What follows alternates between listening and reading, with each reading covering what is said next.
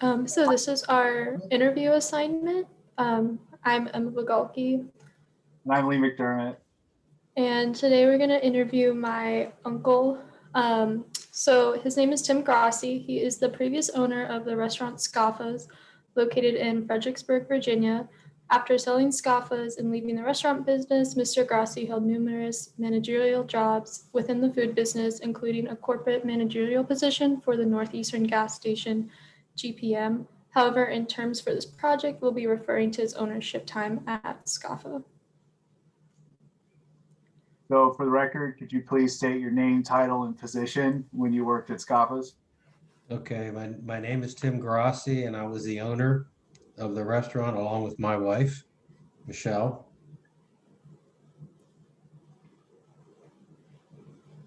So what is your level of education prior to owning Scafa's?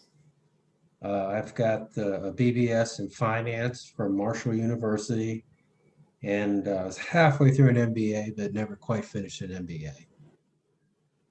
So BBS plus.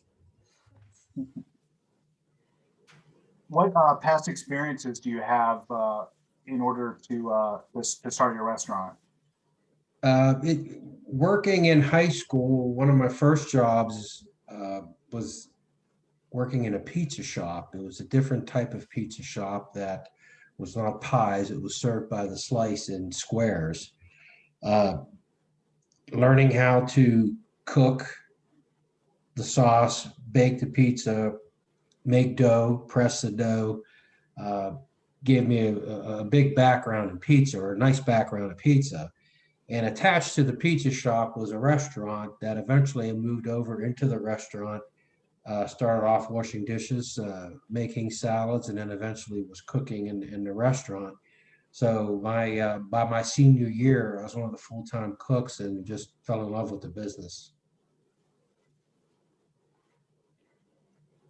So what steps did you take in order to get in this position, or basically to start your restaurant?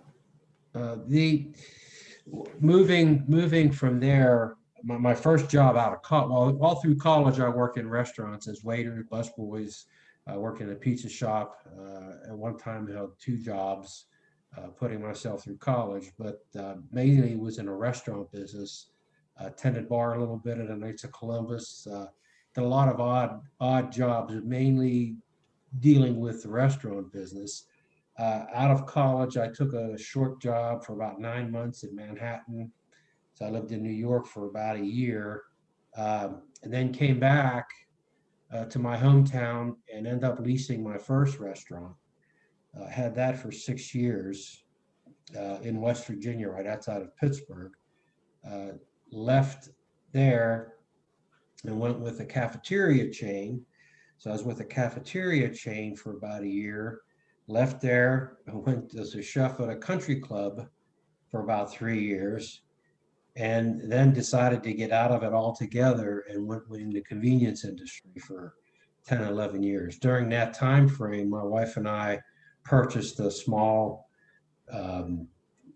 neighborhood type pizza shop that was the owner was just going to retire, so we basically were able to purchase it for relatively an inexpensive price. And we the main focus we had was to have fun, and when it was not going to be fun, I was still working another job, so my wife was taking care of that business. I was working 3-4 nights a week there, but we were just wanted to have fun in the business, and all the different experiences that I had led up to that small pizza shop, which we ended up adding steaks and a wine and beer, and eventually a liquor license, and we grew it quite well, and had a good time in it.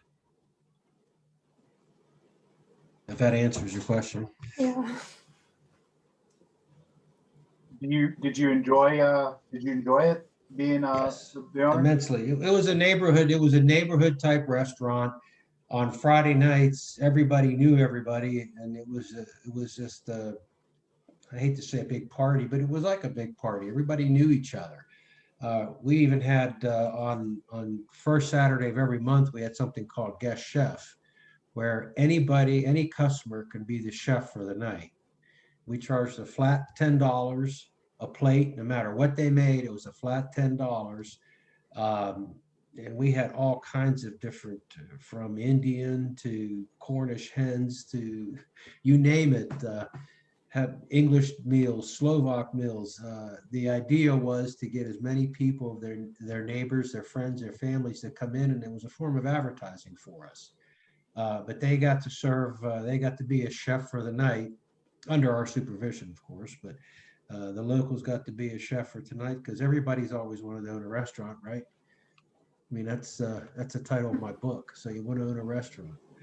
If I ever wrote one, that would be it. But that it was a lot of fun. We had a lot of fun there, and circumstances changed, so that's when we sold it.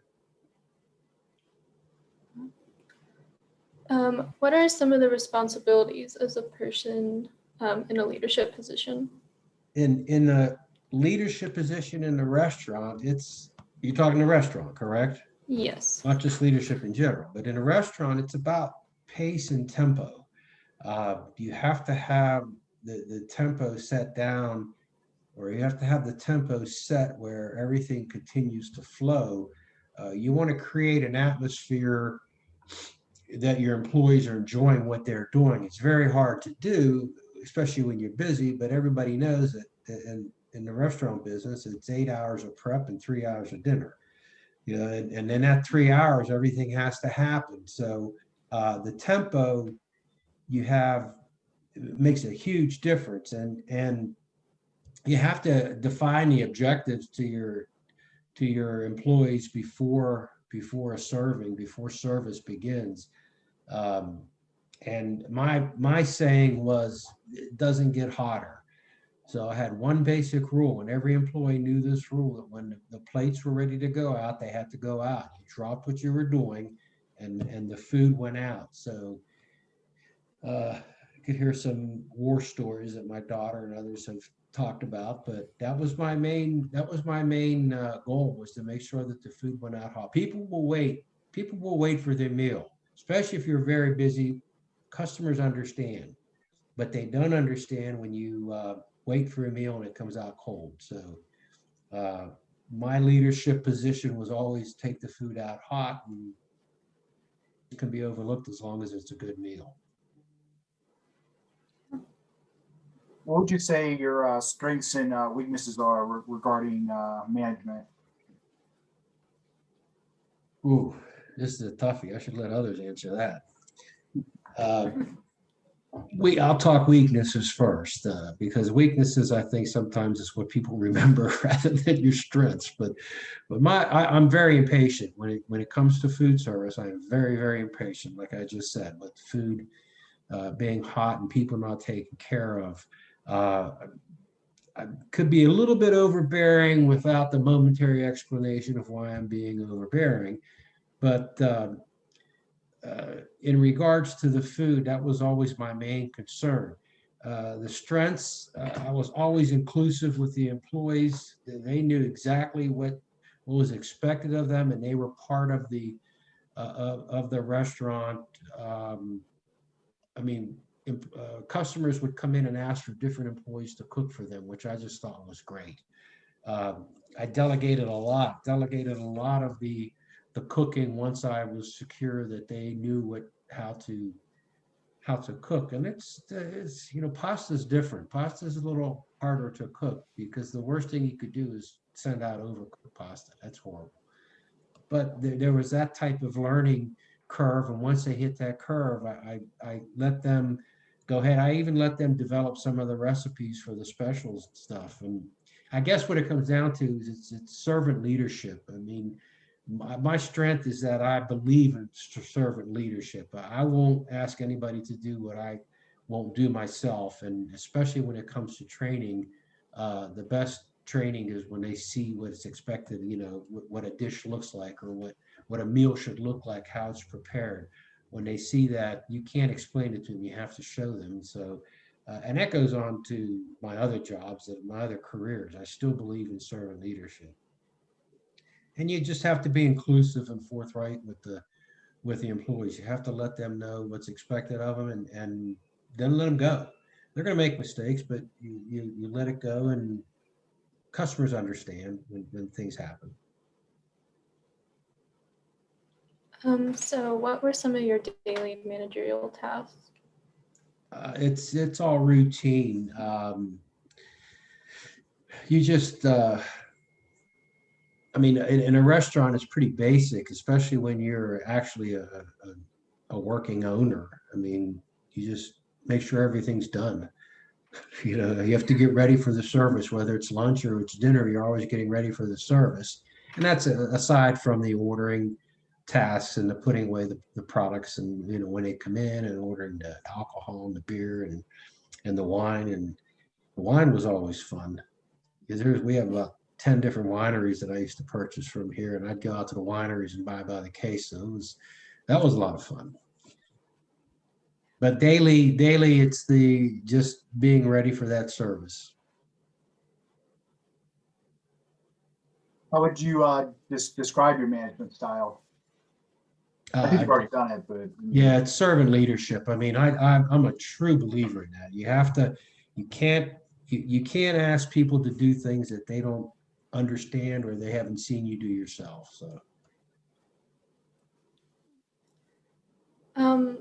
I guess kind of same thing, but what specifically do you think management skills have helped you lead effectively?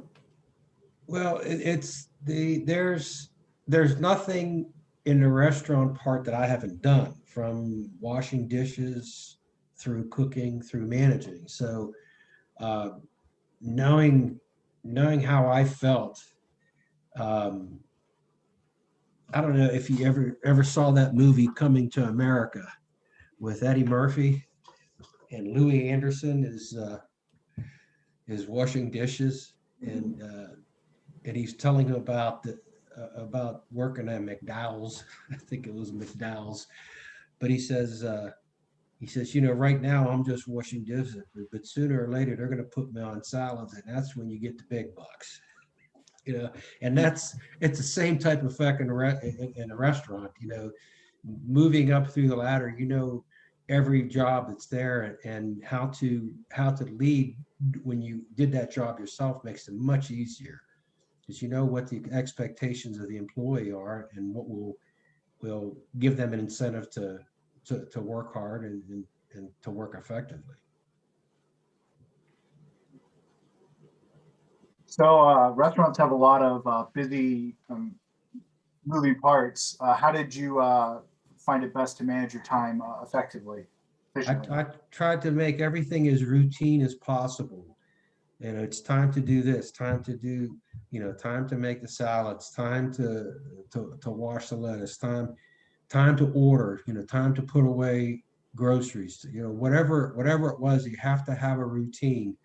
If you don't have a routine, then it's just chaos, because if you're in your routine and something happens outside of that routine, you can effectively deal with it and then go back to the routine of wherever you need to catch up. Again, it was all for getting ready for service. So there were certain expectations that you needed to have product wise, you know, for that service to begin. You know, you couldn't wait for dinner to make pizza if you didn't have dough ready. So dough was always a morning routine type item. So you have that routine, and your time is basically manages you. It's not, you don't manage your time; it manages you in that respect, because it is all routine. What was the most difficult part of managing? It's definitely the employees. It's always the employees. I am. Uh, there are. Put it this way: I had my first restaurant for 6 years, and I had a second restaurant for 7 years. And in that time, in my first restaurant, I fired one employee, outright fired one employee, and he was stealing. I caught him stealing. Um, and in the second restaurant, I think we had to let one lady go because she came in trashed. She had a drinking problem, and she came in intoxicated. So we had to send her home and even had her come back and talk. And when she came back to talk about keeping her job, she was under the influence again. So we had to just let her go. And I think that 7 years there and 6 years, 13 years, I think we literally fired 2 people. Um, I'm very empathetic towards employees, but that's where it stops. You have to be firm. You have to develop your expectations and let them know what the expectations are, period. Now, we had a lot of employees come and go. That's just the nature of the business. But managing people is always the hardest part, and developing that expectation, letting them know what is needed from them is key. If they don't know what's really actually needed from them, you're not going to have a good staff. Your staffing is everything. So what was it that you actually looked for in your employees? Honesty is number one, and honesty is, if you steal from me, that's basically you're telling me a lie. You're not being honest. So thieves and honesty go hand in hand. So when I look at an employee, the first thing I'm looking for is honesty. Uh, will you do the job as we ask? And then the second thing is integrity. Uh, in the food service business, you can't be, what's the word? Lackadaisical. You have to be on top. You're feeding people. People can get sick. People, your reputation can be ruined from one bad meal. One bad meal, that customer will tell 10 customers that they had a bad meal. So in an employee, you have to have integrity, that they're going to do the right thing, and that they're going to make sure that what they're producing is actually the way it should be. And that goes down from washing dishes. I mean, same deal. If you're a bad dishwasher, then why would I make you a cook if you're not a good dishwasher? Or as you move up through the ranks, from dishwasher to waiter or waitress, or to the line cook, or even sous chef, the integrity has to be there. The integrity of their production has to be there. That's a better way of putting it. So in an employee, I'm looking for that honesty.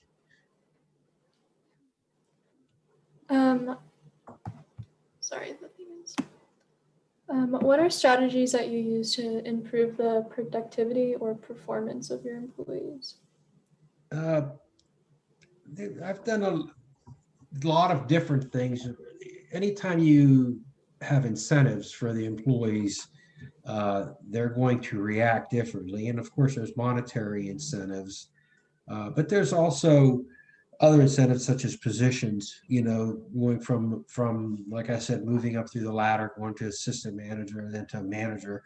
Those are the incentives that will improve. Plus, I think having an atmosphere, team building atmosphere, is very important. What we used to do is we would every now and then we'd have a team building activity. We did paintball one time.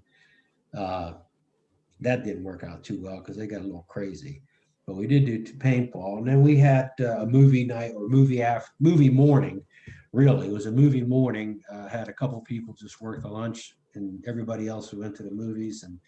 And then we used to have game nights too, where we'd pick a game, and of course I'd have drinks and food and stuff, but we'd sit down and just play games, whether it was poker, Texas Hold'em, or cards, or Monopoly. It didn't matter. We just had a game night where everybody was there together, and they loved that. They had a good time with that.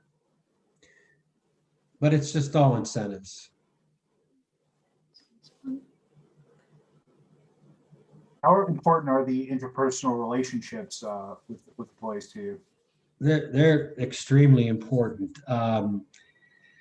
It's hard to explain, but an easy way to explain it is that employees are the most important thing in your restaurant. I mean, they make or break you.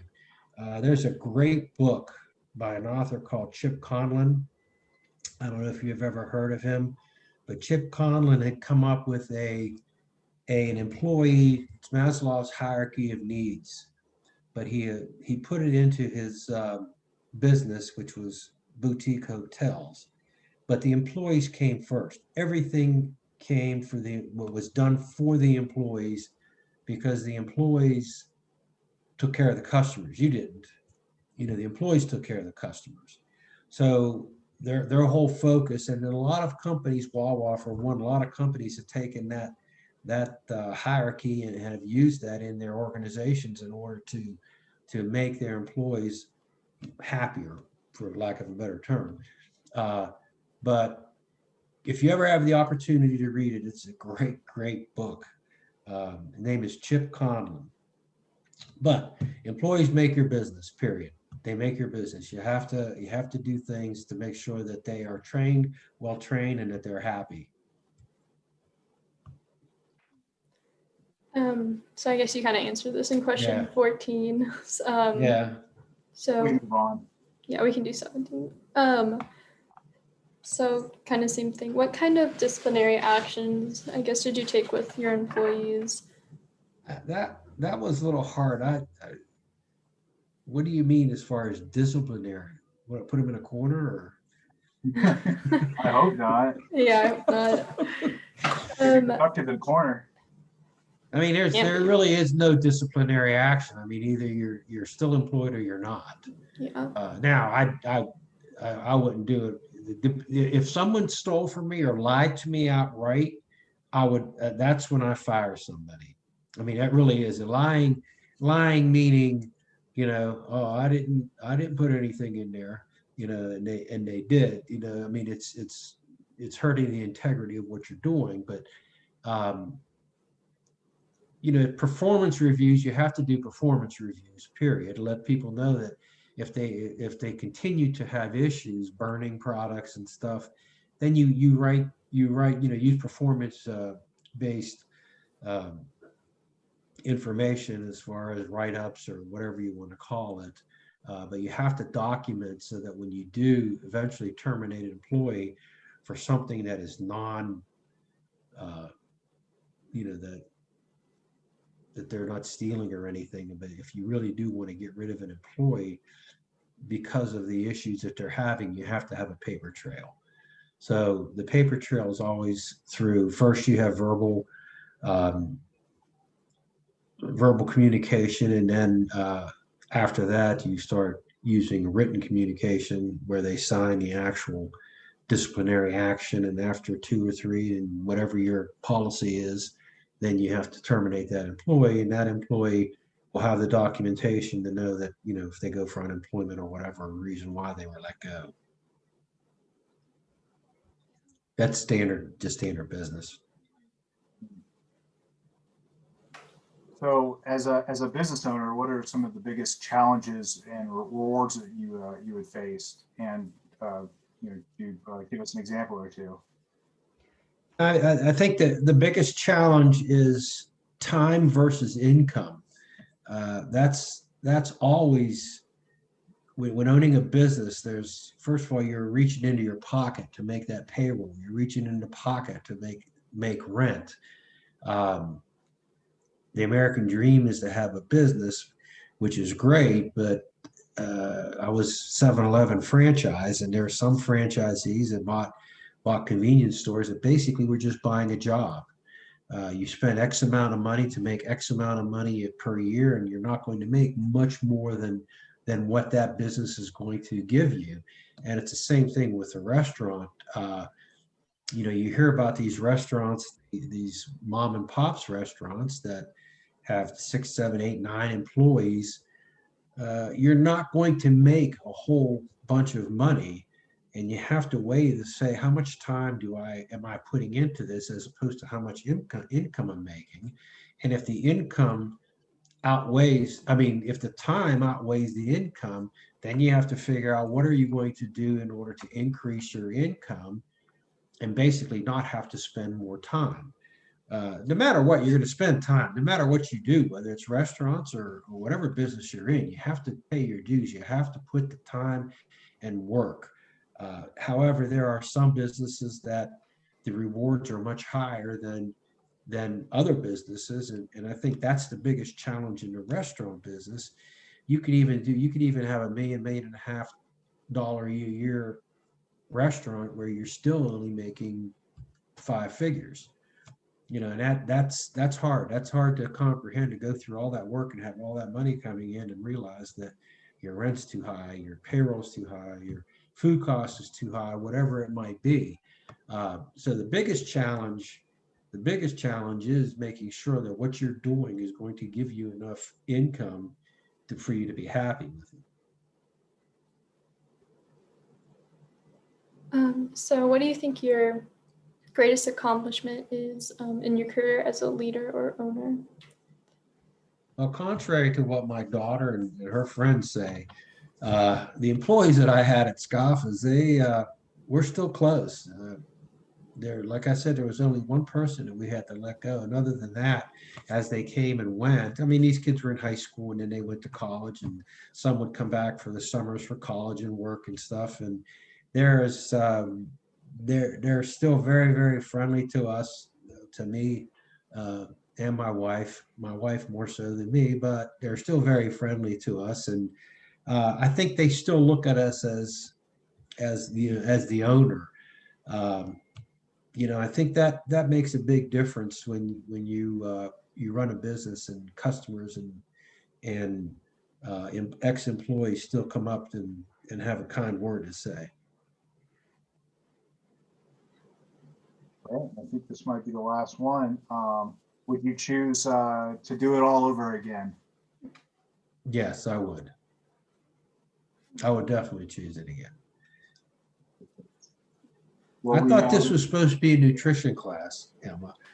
It is. It's like food system management is Right. like the concentration of the class. So the other class we're in is a lot more food science and knife skills, Yeah. which is kind of fun. Our lab is basically just cooking for 2 hours. Yeah. Yeah, that was just one part of what I did at the restaurant. I mean, that was a lot of fun. Mhm. But some of the other jobs were pretty intense too. So